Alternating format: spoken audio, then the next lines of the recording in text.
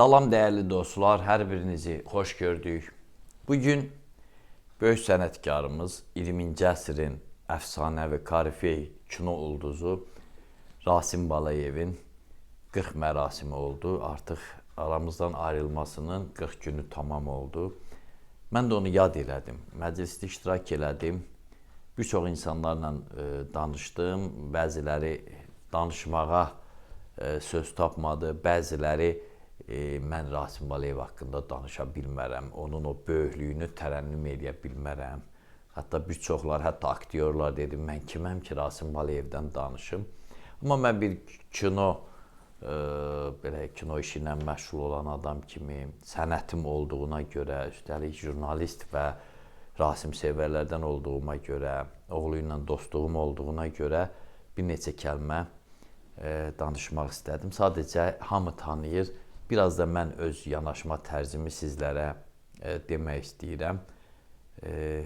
Rasim Balayev doğrudan da əsasən də 70-ci illərin ortalarından kinoya gəldi. Yəni yaddaşlarda qalan obrazları yaratdı.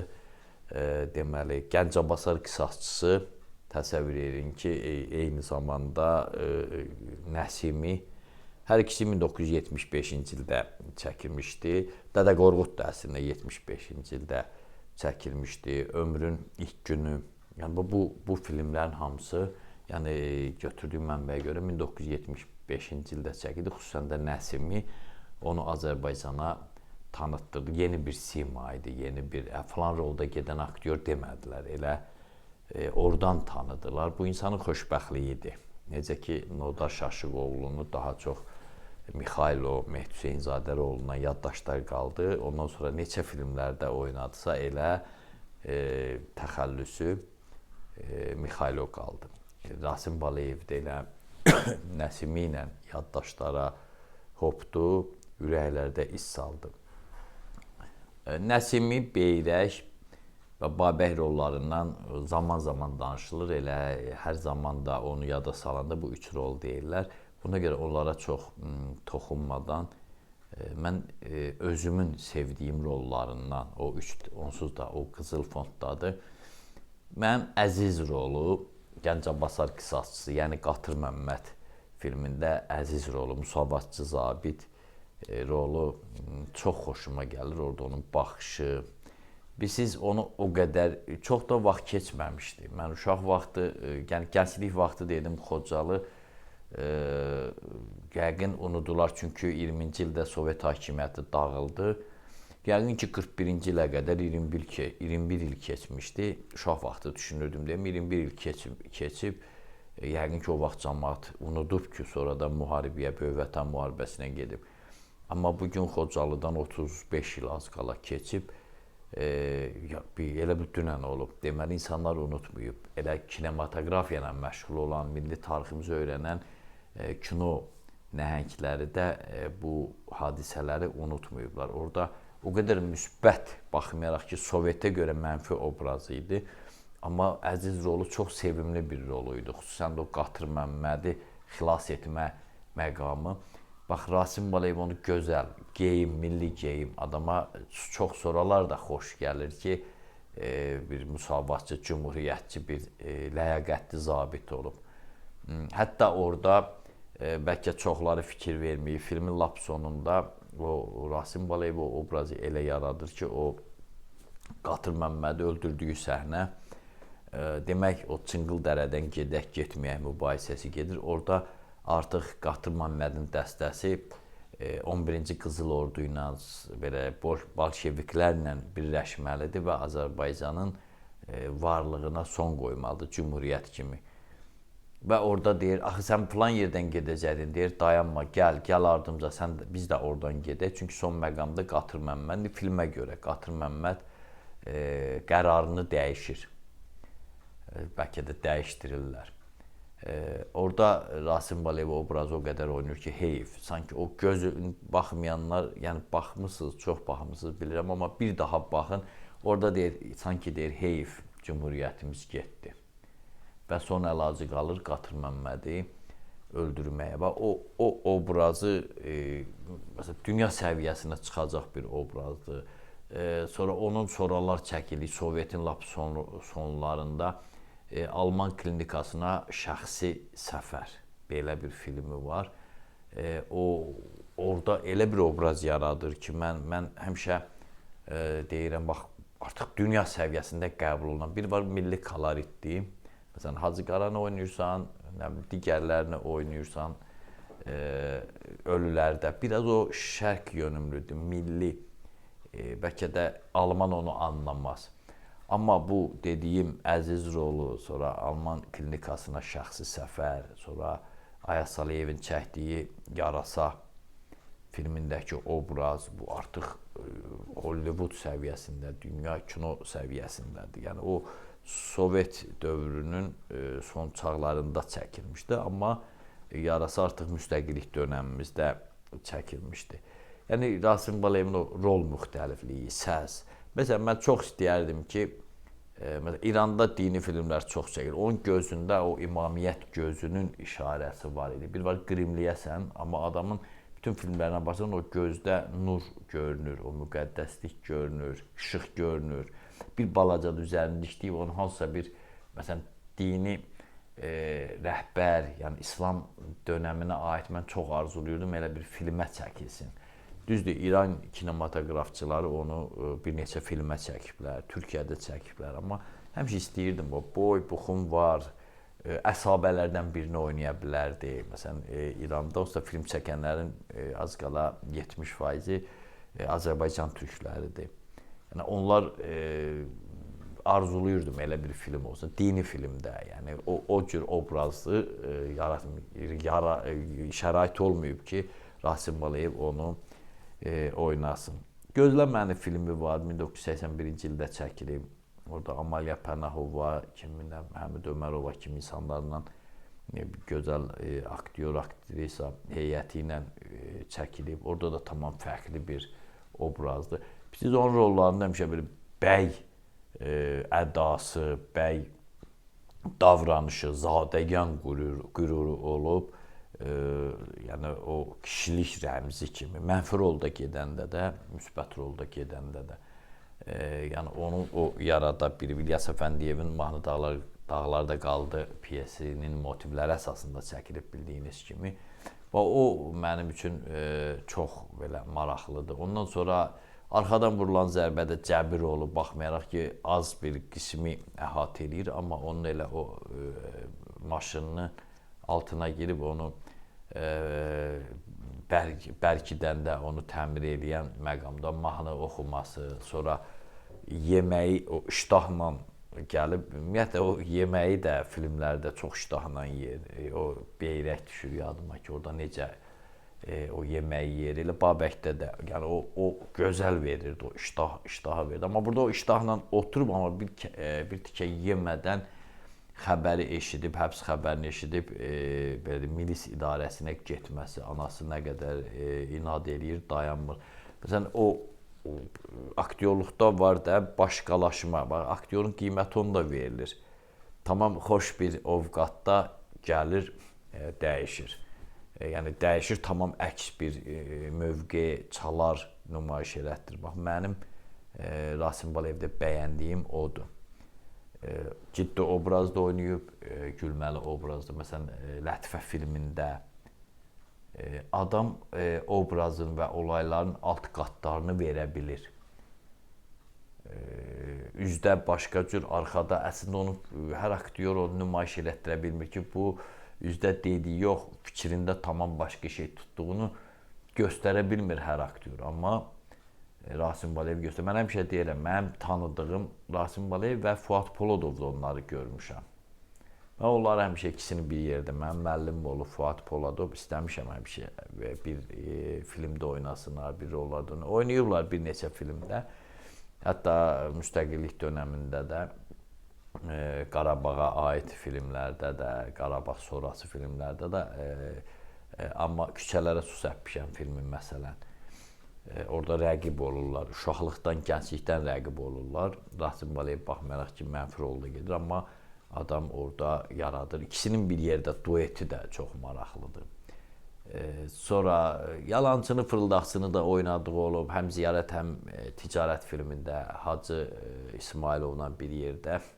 Orada da gözəl yaradır. Yəni peşəkar o ticarətçi, dələduz ticarətçi, fırıldaqçı, saxtakar ticarətçini necə oynayır? Məsələn, bizdə bir çox aktyorlar elə həmişə istəyir qəhrəman rol oynaya, amma adam hər cür rolun öhdəsindən gəlib, hər cür rolun belə. Amma mənim yenə deyim, ən sevdiyim o 3 əfsanəvi rol hamı bilir, o heç. Amma bir əziz rolu Alman klinikasına şəxsi səfər, yarasa, adam o insan hisslərini özü yarasada gözü görməyən bir kişinin arvadının xəyanətini bilməməsi və onu təsadüfən bir qatarda gələndə qonşu vaqonda kişilərin gülə-gülə danışdığını eşidən bir zavallı bir obrazı adamı iç dünyasını çox dəhşətli dərəcədə yarada bilir. Rasim Balayev mən deyərdim ki, Azərbaycan xalqının bir etalonudur. Peki bizdə elə adamlar çox olsun və Azərbaycanı təmsil eləsin. Balayev elə sadə bir adam idi ki, o nə qədər yüksəldikcə dostlarınla daha da yaxın olurdu. Elə dostlar idi ki, ən sadə, heç bir adı sanı olmayanlarla. Ancaq özünü elə aparırdı, elə bir uşaqlıqdan elə belə o adamla. Yəni bu adam hər sahədə xalq artisti deyilməzdi. O xalqın sevimlisi deyərdi. O millətin sevimlisi, millətin etalonu. Ona görə də Rasim Balayev deyəndə mən elə bilmirəm ki, bax bu saatın özündə bu qədər izdiham hər hansı bir kiminsə üzərində görməmişəm mən. Bu böyük şeydir. Bu həyatı da ki, bunun 72-ci ildən hələ kinostudiyaya gələndən, mən 59-cu ildən işləyirəm kinostudiyada. İndiyə kimi 54 il bu adam dostluğu elə saxlayıb, elə qoruyub. Hər bir adam onu bacarması, yarım əsrdən çox dostluğu qoruyasan, kim olduğundan asılı olmayaraq. Bir neçə filmlərimdə baş rol oynayıb mən, onun özüm Moskva Kinematografi İnstitutunu qutarıb gələndə Firəngiz filmi çəkib, Vəfa Fətullayeva, Şahmar Ələkbərov, Rasim hər yerdə seçilən bir adam olursa, Rasim hər yerdə insanların qəlbinə elə beləcə yox, belə böyük sevgi ilə girə bilən adam olur. Ona görə onun haqqında nə desəm azdır. Onun haqqında hətta söz deyilən bir şey ki, insana verilir, o söz də azdır onun haqqında. Bilmirsən nə bir söz tapasan ki, Rasimi olduğu kimi təmsil eləyəsən, olduğu kimi onu izah edib, başa düşüb, dərindən onu təbliğ eləyə bilərsən. Təbliğ lazım deyil, eləcə dərk eləmək lazımdır. Rasim Balayev, bilirsən də o nəslin famili Baloğlanovdur. O oğlan sözünü də götürüb Balayev saxlamışdır. Əmləri, əmsi oğlanları Baloğlanov gedirdi. Amma Rasim Balayev o qısaltmağın özündə də bir məna bildi ki, Balayev həqiqətən də daha tez nüfuzla onu necə deyərlər, tələffüz eləmək də daha rahat idi. Ona görə elə bir detal yoxdur ki, Rasim ona fikir verməyirdi. Danışıqlarının hamısında yumur, hamısında elə maraqla danışırdı. Danışığın da xalq artisti idi, danışığın da ustası idi. Hər bir şeyin o adam ustası idi. Ona görə ona valla söz tapamıram bundan artıq. Bəzən sonra intervyulardan sonra deyirəm, bunu deyə bilmədim, onu deyə bilmədim. Ona görə o qədər o hər sahəyə, hər bir şeyə layiq bir insan. İnsan, Quranda deyilən Allahın insan. Allah Quranda insana insan demir. Ona demək, xəlifə deyir. Bütün yaratdıqları onun canlıdır. Ancaq Bəqərədə var ki, Adəm adlı bir xəlifə yaradıram, mələklərə dedi. Ona görə o xəlifdir. Bəli, ayrı nə deyə bilərəm, çox demək olar, ancaq bu da bəs eləyər. Təxribat filmi var, o da Sovetin sonlarında çəkilib 1989-cu ildə və onun Tariyel Qasımovla xalq artistimiz Doğma Sahillər filmi də yəqin ki yadınızdadır. O da elə Sovetin sonları idi. Elə həmin ildə də tikanlar söküldü. Uzun müddət icazə vermədilər. Sovet senzurası o filmi nümayiş etdirməyə, hətta dublyaj falan olmamışdı, sonradan düzəltdilər. Bir tərəf Güney Azərbaycanın zabitidir, sərhəddə. Bu tərəfdə də Quzey Azərbaycan, orada onların diyaloqu var. Onu da çox gözəl oynayır. Məsələn, Tariyel Qasımov deyir ki, bizdə belə bir söz var, deyirlər filan filan. bugün işin sabaha qoyma misal üçün. Orada Rasim Balayev ona belə çox dərin baxır. Sadəcə deyir ki, bizdə də var o məsələ. Yəni siz biz yoxdur, biz birik. Çox təsirli filmdir. Bax, belə aktyorların gözəl oyunu ilə biz tariximizi bilirik, milliliyimizi bilirik, kimliyimizi bilirik, o gücümüzü bilirik və bizə qürur verir. Bax, belə obrazlar, belə sənətkarlar da, sənətkarlar simadır, üzdür, şəxsiyyətin görkəmidir. Onu verəndə, onu belə doğrudan da şəxsi həyatda da şəxsiyyəti olan, duruşu olan bir adam onu nümayiş elətdirirsə, göstərirsə, bax bu insanların daha tez həzm eləməsinə, anlamasına, dərk etməsinə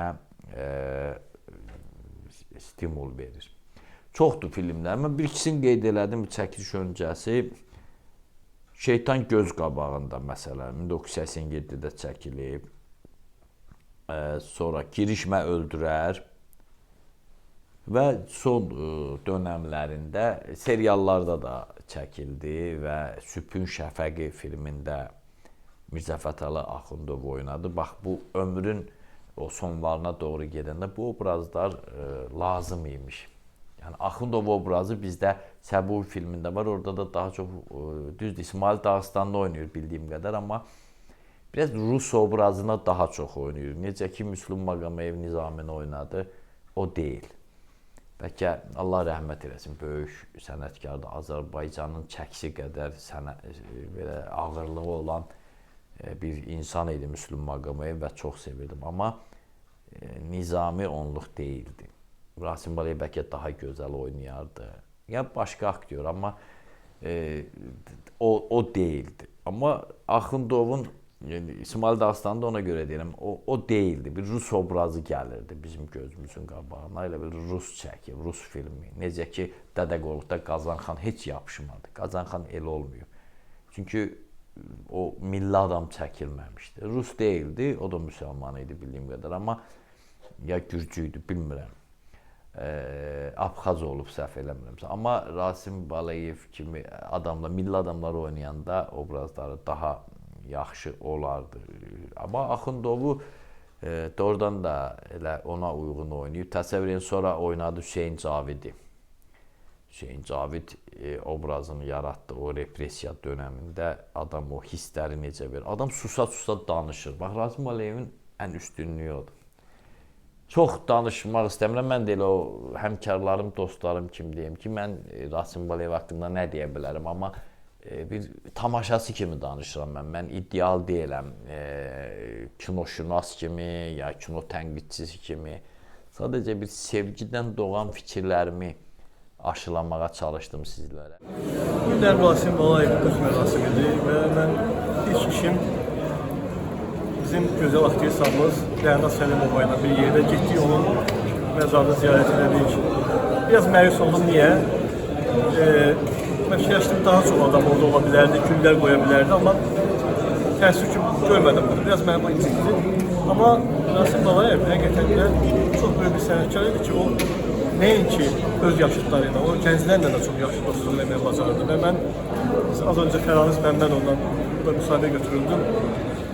Rasim Balayev hər həftənin 5 günü işdə olanda onun 3 günü ən azından mən otaqdaydım və Fəraniz mənimlə bir yerdə saatlarla onun söhbətlərini dinləyirdim. Bütün o filmlərdəki olan xatirələri, yəni belə şeylər bizə danışırdı və onun özünə məxsus bir danışıq forması var idi. Mən həmişə deyirəm ki, Rasim Balayev həm də ən yaxşı stand-upçıdır.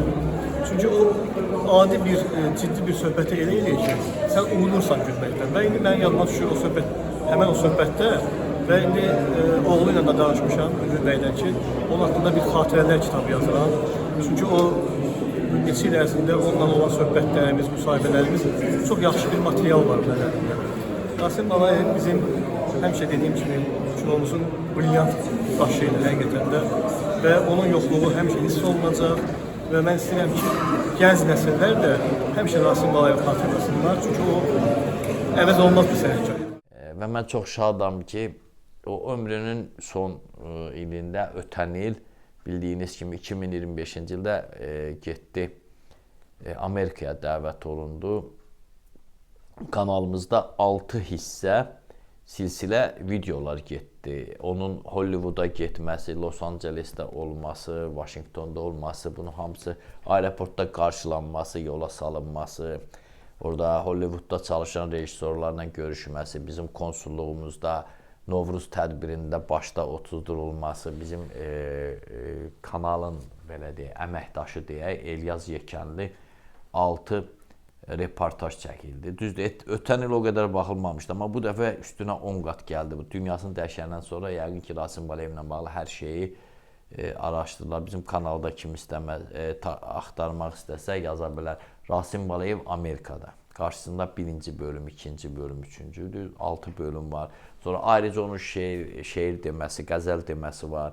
Bir də yenə də ötən il Səməndar Rızayevin yubileyində Rasim Balayev xatirələrini danışdı, gülüş dolu və elə orada da başlığını qoymuşdum ki, Rasim Balıyevin kanalımızda son çıxışı. O çıxışı bir mən çəkmişdim, çünki elə bir yerdəydi ki, tribunaya çıxa bilmirdi, ancaq masada oturdu, üzr istəyib ki, ayağıma görə ayaq üstə dura bilmirəm. Oturdu, danışdı və ən yaxında mən idim deyə artıq başqa çəkiliş eləyənlər yaxınlaşa bilmədi. Tam hamısını kanalımızda vermişik. Çox yumor dolu bir insan olub. Nə deyim, biz də o dəfn mərasimində də çəkiliş elədim. Bugün də dedim yada salım. Allah belə sənətkarlarımıza rəhmət eləsin. Rasim Balayev nə qədər ki Azərbaycan xalqı var, yaddaşlarda qalacaq. Nə qədər ki kino deyilən bir anlayış var Azərbaycanda.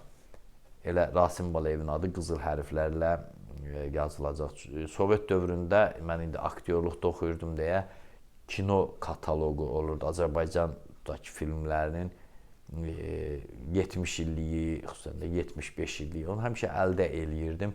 Hamısında da Rasim Balayevin hansısa üz qabığına Rasim Balayev verilirdi. Babək, nə bilim, Nəsimi, Dədə Qorquddan hansısa birisi, düzdür, Dədə Qorqudu çox kəsib doğrayıblar.